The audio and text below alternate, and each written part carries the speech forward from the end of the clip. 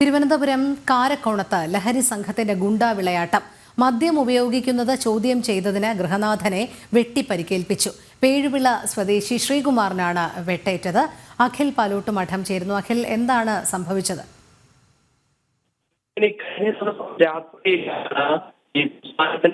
പാറശാല കാരക്കുളം പേഴുവിള പ്രദേശത്ത് മദ്യലഹരിയിലെത്തിയ ഒരു കൂട്ടം ചെറുപ്പക്കാര് ബഹളം വെക്കുന്ന സാഹചര്യമുണ്ടായിരുന്നത്. മാരകായുധങ്ങളും വാളും ഒക്കെ.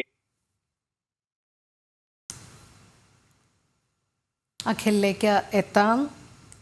ശബ്ദ സംപ്രേഷണത്തിൽ ചില സാങ്കേതിക തടസ്സങ്ങൾ. തിരുവനന്തപുരം കാരക്കോണത്താണ് ലഹരി സംഘത്തിന്റെ ഗുണ്ടാ വിളയാട്ടം ഉണ്ടായത്. മദ്യം ഉപയോഗിക്കുന്നത് ചോദ്യം ചെയ്തതിനെ തുടർന്നാണ് ഗൃഹനാഥനെ വെട്ടി പരിക്കേൽപ്പിച്ചത്. അഖിലിലേക്ക് പോകുന്നു. അഖിൽ, തുടരാം.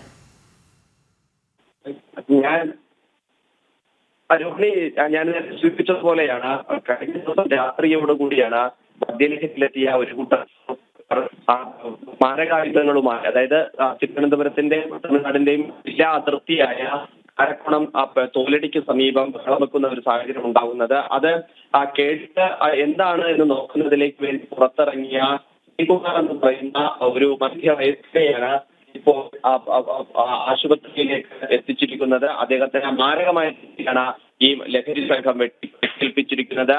എന്താണ് കാരണം എന്നത് വ്യക്തമില്ല. കാരണം മദ്യലഹരിയിലെത്തിയ സംഘം ഏതെങ്കിലും തരത്തിലുള്ള മുൻവൈരാഗ്യം തീർത്തതാണോ അല്ലെങ്കിൽ ഏതെങ്കിലും തരത്തിലുള്ള രാഷ്ട്രീയ വൈരാഗ്യം തീർത്തതാണോ എന്നുള്ളത് കാര്യം പോലും അറിയാൻ പാടില്ല.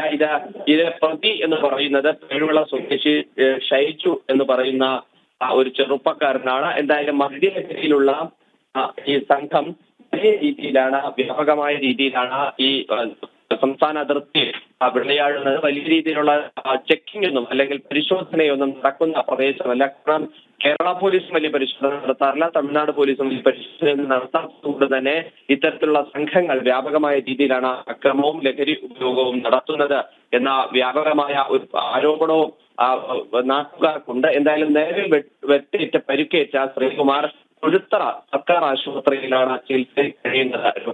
ശരി. അഖിൽ പാലോട്ട് മഠമാണ് വിവരങ്ങൾ നൽകിയത്.